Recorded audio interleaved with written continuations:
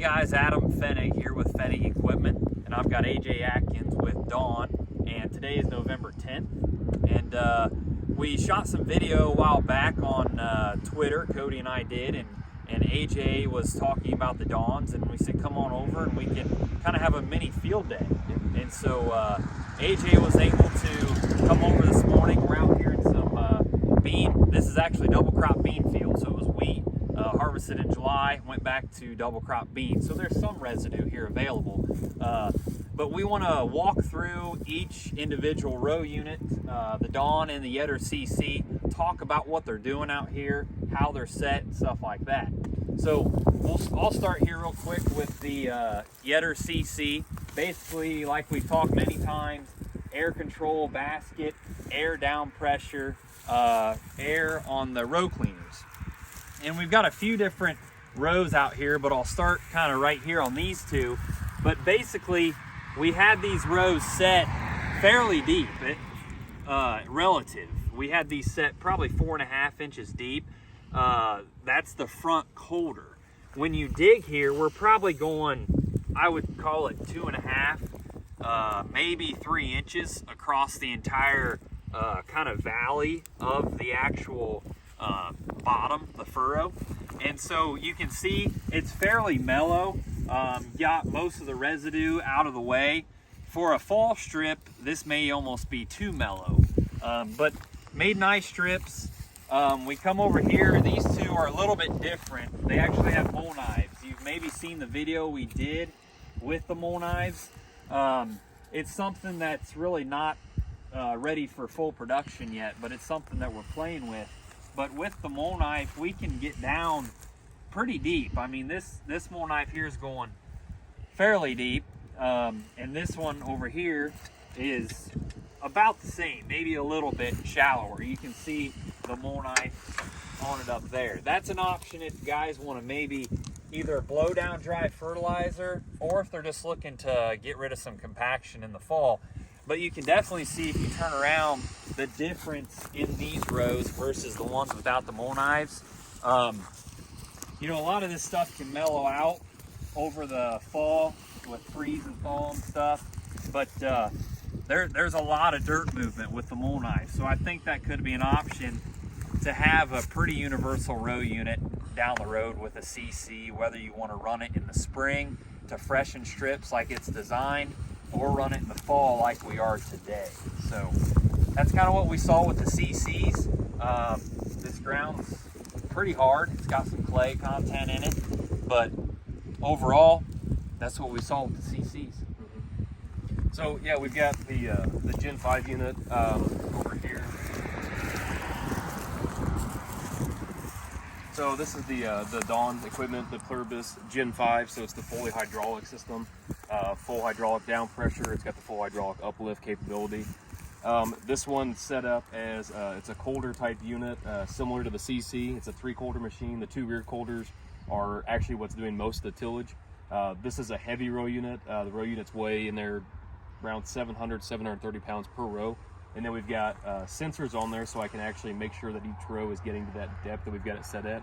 So with a colder machine, like what we saw with the CC and with the Pluribus unit, we're going to struggle when we get into that compaction. We've got to be able to push the coulters down in the ground, whereas a shank machine is going to suck itself in. And that's what we were able to see this morning with the CC unit. Once we put the knives on there, those 2 knife units really suck themselves down and we're able to get that depth. But with a colder machine, like the CC or the Pluribus or other units, we've got to physically push that colder into the ground. And when it gets into that tire track, it's going to want to come up out of the ground a little bit. We've got to be able to get that consistent. So what we've done with the Gen 5 here in the last few years, we put a strain gauge, a load pin on every row. We set all of our weight on the 2 gauge wheels in the rear. So when we're going through the field and we get into that compacted area, those colders come out of the ground, we lessen the weight on the gauge wheel and actually apply more down pressure on just that row. So it makes it an independent. So our 4-row demo bar is nice, but on the big 16, 24-row toolbars, when they get into that tire track from the year before, there's always at least 4 rows. It comes out of the ground and it wants to start kind of getting chunky or ribbon. It senses that, and within just a couple feet pushes it back in the ground. So it just gives us a versatile and consistent machine from row 1 to row 24. Today we've got, I put the steel wheels on there. It's gonna be a little flatter. The strip itself is gonna be the same depth no matter what, but it's going to be a flatter strip, and it's going to be a little more smashed down, compacted, so it's going to make a really good spring strip. It can be a good strip in the fall also, where it kind of pushes it so we don't get a lot of settling. And then the rubber tire set up here is going to be a little bit a taller berm than the steel one. So the steel one I really like in the spring, and there's spots where it works really well in the fall also, so it's a good universal machine. If we're doing cover crops, it really gets aggressive and chews everything up, gets rid of the big clods.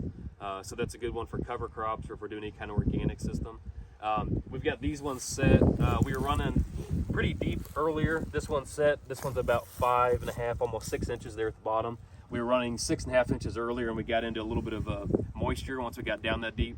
So we shallowed it up just a little bit, so we weren't bringing up too much mud. But it gives us that option. So in the fall, in a ground like this, we can run it down to 6.5 inches at max depth.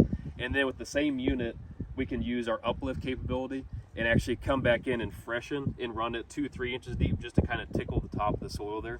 So it gives us that capability of either running deep in the fall, or I can shallow it and run it in the spring just to freshen it. This one, I've got row 1, has our big 2.5 inch dry fertilized tube, so we can blow fertilize into the entire strip. So using that system, I'm going to blend that fertilizer, and it's going to be incorporated through this entire profile, mixed from the top all the way down to the bottom. So there's not going to be any hot spots there. And then I've got my liquid banding tube. I can band some 28 or 32 on the side, right on the outside edge of that strip. And then we've got everything's controlled off of an iPad or a phone, or your Android app, or whatever you have there. And we'll control the row cleaners. Everything from the cab is all wireless. So it makes it a very universal, versatile machine. And yeah, glad we were able to have it out here. Thanks to Adam and Cody for the invite, having us come out. It's nice to have 2 machines side by side in the same field.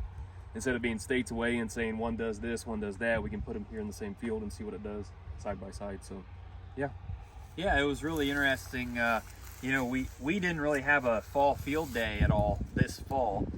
We just go out and kind of run some strip fresheners or sow for tillage and shoot some video, throw it on YouTube. But what's awesome is we'll put this on YouTube, where you're likely watching it now, and hundreds of people can watch it for years down the road. And it was just great to have AJ over here, see what the Dawn's capable of, see what the Yetter's doing out here today. And if guys want to come here to this field, or obviously we can relate to this video for a long time. But yeah, it was a lot of fun today, and appreciate AJ coming over, taking the time. And yeah, I think we had a lot of fun. If anyone out there has any questions about strip tillage, of course you can reach out to whoever you would like to, AJ or myself. There's a lot going on in the strip till world, whether we're talking dry fertilizer, different toolbar options.